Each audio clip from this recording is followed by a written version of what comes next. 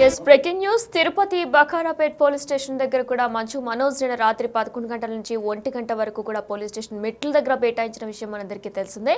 ఇక ఇదే నేపథ్యంలో దానికి ఆయన క్లారిటీ ఇస్తూ కూడా ఒక వీడియోను పెట్టారు. ఆ వీడియోలో కూడా నేను ఎటువంటి తప్పు చేయలేదు, నాపై నేను ఎవరితో కూడా దురుసుగా ప్రవర్తించలేదు, ఎక్కడ మిస్బిహేవ్ చేయలేదంటూ కూడా చెప్పుకొచ్చారు. పోలీసులే వచ్చి నాపై దురుసుగా ప్రవర్తించారు, సీఎం దగ్గర నుంచి వచ్చానని చెప్పి భయపెట్టించే ప్రయత్నం చేశారంటూ కూడా ఆ వీడియోలో ఆయన చెప్పుకొచ్చారు. అయితే మనోజ్ బౌన్సర్లను నిన్న నైట్ పెట్రోలింగ్ చేస్తున్న ఏఎస్ఐ విచారించిన సంగతి తెలిసిందే. మరి ఇదే నేపథ్యంలో నా బౌన్సర్లనే విచారిస్తారా అంటూ కూడా మనోజ్ నిన్న రాత్రి 11 గంటల నుంచి 1 గంట వరకు కూడా పిఎస్లోనే బైఠాయించారు, మెట్ల మీద కూర్చున్నారు. ఇక ఇదే నేపథ్యంలో పోలీస్ స్టేషన్ మెట్ల దగ్గర కూర్చొని ఆందోళన కూడా చేశారు. సిఐ వచ్చి సర్ది చెప్పడంతో కూడా మంచు మనోజ్ తిరిగి ఇంటికి బయలుదేరారు. ఇక ఇప్పుడు రాత్రి పోలీసులతో జరిగిన గొడవపై కూడా మంచు మనోజ్ ఒక క్లారిటీ ఇచ్చారు. ఒక వీడియో రూపంలో కూడా ఆయన ఏం చెప్పాలనుకుంటున్నారో కూడా చెప్పుకొచ్చారు. నేను ఎలాంటి తప్పు చేయలేదు, తను ఎక్కడా కూడా మిస్బిహేవ్ చేయలేదు, అలానే పోలీసులే వచ్చి తనపై దురుసుగా ప్రవర్తించారంటూ కూడా ఆయన చెప్పుకొచ్చారు. తనని భయపెట్టే ప్రయత్నం చేశారు, సీఎం అనే పేరు వాడి తనని భయపెట్టే ప్రయత్నం చేశారంటూ కూడా ఆయన చెప్పుకొచ్చారు. నేను నా కారులోనే పోలీస్ స్టేషన్కి వెళ్ళాను, నన్నెందుకు ఇబ్బంది పెడుతున్నారని కూడా అడిగానంటూ కూడా ఆయన ఒక వీడియో రూపంలో కూడా చెప్పుకొచ్చారు. అయితే ఆయన ఏం మాట్లాడారో ఆ వీడియో ఇప్పుడు ఒకసారి బిగ్ టీవీ లైవ్లో విందాం. అని ఒక మాబ్క్రసీ జరుగుతుంది. అండ్ నిన్న రాత్రి కూడా నాకు ఇంటెలిజెన్స్ నుంచి మా హాస్టల్ ఓనర్ సురేష్ అన్నకి ఆ వాయిస్ రికార్డింగ్ కూడా మీకు పంపిస్తాను. ఫోన్ చేసి నేను ఆనరబుల్ నమస్కారం, గత కొన్ని నెలలుగా అంటే డిసెంబర్ 8, 2024 నుంచి ఏం జరుగుతుందో మీరు అందరూ చూస్తున్నారు. మీ అందరికీ మై అపాలజీస్, నన్ను క్షమించండి. ఎందుకంటే ఈ ఒక సమస్య నేను ఎవరి కోసం అయితే పోరాడుతున్నానో మా స్టూడెంట్స్ కోసం అండ్ మా కాలేజీలో ఆపోజిట్లో ఉన్న పని చేసుకుంటూ ఉన్న ప్రజల కోసం అండ్ వ్యాపారాలు చేసుకుంటున్న ప్రతి ఒక్కరి కోసం. అండ్ నేను ఫస్ట్ నుంచి దాని మీద మాట్లాడుతుంటే అది తప్ప డైవర్షన్ చేస్తూ నా మీద అటాక్లు చేస్తూ నా కుటుంబ సభ్యులను లాగుతూ నన్ను ఒక మనిషిని ఎన్ని విధాలుగా ఇబ్బంది పెట్టాలో అన్ని విధాలుగా ఇబ్బంది పెట్టేస్తున్నారు. అండ్ భయపడతారు అనుకుంటున్నారేమో, అది జరగని పని, ఈ జన్మకి జరగదు. అది నేను తప్పు చేయలేదు.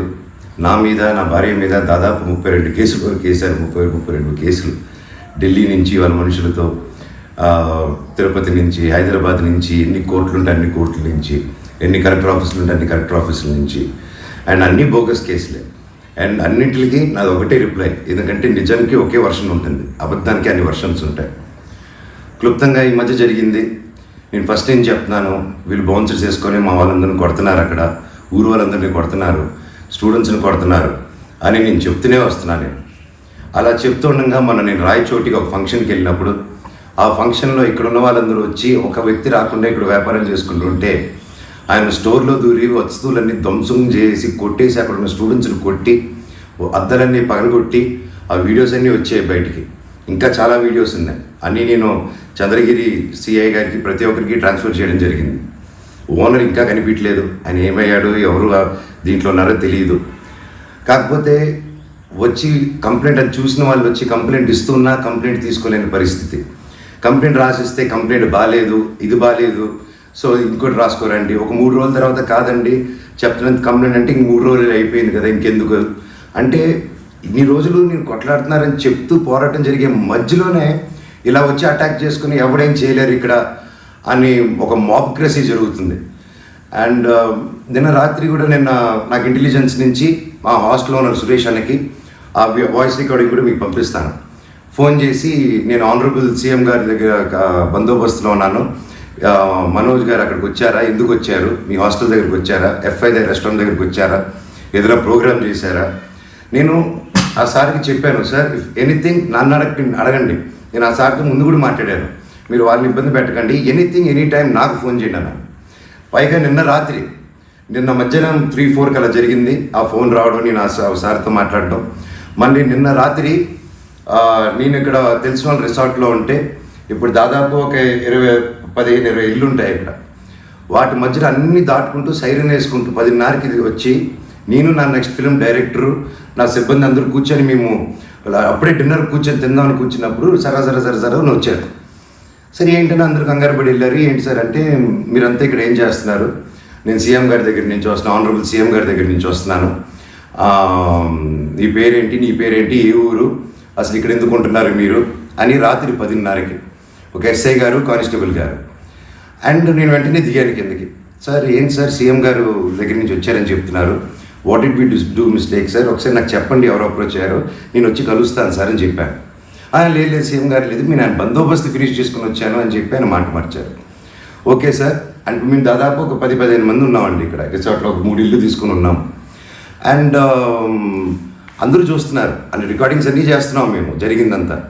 లేదు సార్ ఇలా అన్అఫీషియల్ గారు కాదు సార్, స్టేషన్కి వెళ్దాము, అక్కడైతే రికార్డింగ్ ఉంటుంది, డైరెక్ట్ డీజీపీ గారి ఆఫీస్కి ఉంటుంది, let's do that recording that sir అని చెప్పి మీ కారు కదండి స్టేషన్కి వెళ్ళి నాకు ఒకటే చెప్పండి, ఆనరబుల్ సీఎం గారి పేరు ఎందుకు తీశారు మీరు, అండ్ మా వాళ్ళని ఎందుకు ఇంటిమిడేట్ చేస్తున్నారు, అక్కడ షాప్ ఇరిపి అదంతా చేసి నేను కంప్లైంట్ చేస్తుంటే వాళ్ళని ఏం చేయట్లేదు, అది అడిగిన వాడిని మాత్రం ఇలా వచ్చి టార్చర్ చేస్తున్నారు.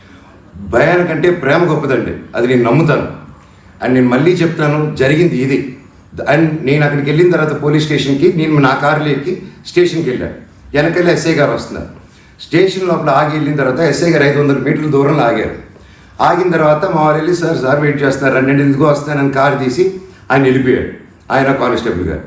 నేను లోపలికి వెళ్ళి హెడ్ గారు ఉన్నారు, ఇంకో కానిస్టేబుల్ గారు ఉన్నారు. అయ్యా కెమెరా ముందు మాట్లాడదాం అని చెప్పి, అయ్యా ఇలా వచ్చి నన్ను డిస్టర్బ్ చేశారు, ఎందుకు చేశారంటే ఎస్ఐకి ఫోన్ చేసి నేను తీయట్లేదు సార్ అంటే స్పీకర్ పెట్టండి అన్నాను, అన్నీ రికార్డ్ చేశారు. అండ్ అఫీషియల్ ఆ కెమెరా ముందే మాట్లాడుకున్నాం. దయచేసి పోలీస్ స్టేషన్లో జరిగిన రికార్డింగ్స్ కుదిరితే చూడండి, మీరు తెప్పించుకొని ఏం జరిగిందో. ఇదండి జరిగింది. అండ్ ఎస్ఐ గారు రాలేదు, ఎవరు రాలేదు, నేను ఎక్కడే వెయిట్ చేస్తున్నాను. ఈలోగా సిఐ గారు ఫోన్ చేస్తే నాకు మెసేజ్ పెట్టండి సార్, మా వాళ్ళకి నేను ఇక్కడ నన్ను ఏంటి ఇంటిమిడేట్ చేసి నన్ను ఇలా తొక్కాలని చూస్తూ ఉంటే ఇంకా మిగతా వాళ్ళందరినీ ఏం చేస్తారు సార్ మీరు, నేను ఊరి దాటాక వాళ్ళని ఏం చేస్తారు సార్, వాళ్ళకి ఏం ప్రొటెక్షన్ ఉంది అని చెప్పి అనడం జరిగింది. సో ఇది జరిగింది, ఎందుకంటే ఒక్కొక్కరు ఒక్కొక్క న్యూస్ క్యారీ చేస్తున్నారు, but this is the facts happen. నా దగ్గర ప్రతిదీ ఫ్యాక్ట్ ఉంది. నన్ను తప్పు అయితే నా షర్ట్ పట్టుకుని ఎవరే మనోజ్ తప్పురా అని అడగండి మీరు, I'm ready for that. But దీంట్లో దీంట్లో ఏది నాది ఒక తప్పు లేదు. అండ్ ఈరోజు కూడా I'm going to meet SP గారు ఈరోజు 5 గంటలకి. ఆయన కలిసి ప్రతి ఒక్క ప్రూఫ్ ప్రతిదీ నా దగ్గర ఉండేది వెళ్ళి తీసుకెళ్ళి చూపించి సార్కి సబ్మిట్ చేయాలనుకుంటున్నాను. థ్యాంక్ యూ సో మచ్ అండి. జై హింద్.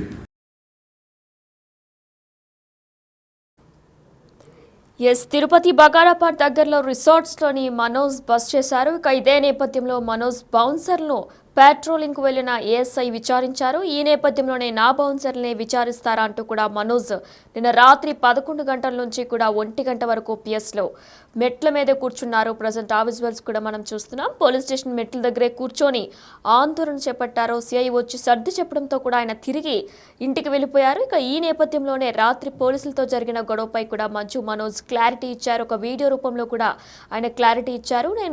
తాను ఎలాంటి తప్పు చేయలేదని, ఎక్కడ మిస్బిహేవ్ కూడా చేయలేదని, పోలీసులే వచ్చి నాపై దురుసుగా ప్రవర్తించారంటూ కూడా ఆ వీడియోలో మనోజ్ చెప్పుకొచ్చారు. సీఎం దగ్గర నుంచి వచ్చానని చెప్పి భయపెట్టించే ప్రయత్నం చేశారు. సీఎం పేరు ఎందుకు చెప్తున్నారని కూడా నిలదీశాను. నేను నా కారులో పోలీస్ స్టేషన్కి వెళ్ళాను, నన్నెందుకు ఇబ్బంది పెడుతున్నారని కూడా అడిగాను. విద్యార్థులకు న్యాయం చేయమని పోరాటం చేస్తున్నాను, వాళ్లపైనే దాడులు చేసి విధ్వంసం సృష్టిస్తుంటే పోలీసులేం చెయ్యట్లేదు, నాపై కావాలని లేనిపోనివి కల్పించి నన్ను భయపెట్టాలని కూడా చూస్తున్నారంటూ కూడా మంచు మనోజ్ ఒక వీడియోని రికార్డ్ చేసి కూడా క్లారిటీ ఇచ్చే ప్రయత్నం చేశారు. అయితే నిన్న రాత్రి 11 గంటల నుంచి 1 గంట వరకు కూడా పిఎస్లోనే మెట్ల మీద కూర్చొని ఉండిపోయారు. ఇక ఇదే నేపథ్యంలో సీఐ వచ్చి సర్ది చెప్పడంతో ఆయన తిరిగి ఇంటికి వెళ్లారు. ఇప్పుడు ఒక వీడియో రూపంలో నిన్న రాత్రి అసలు ఏం జరిగింది, తను ఎందుకు అక్కడికి వెళ్లారనే నేపథ్యంలో ఆయన ఒక వీడియోని చేసి ఆ వీడియోలో ఆయన ఏం చెప్పాలనుకుంటున్నారో చెప్పుకొచ్చే ప్రయత్నం చేశారు.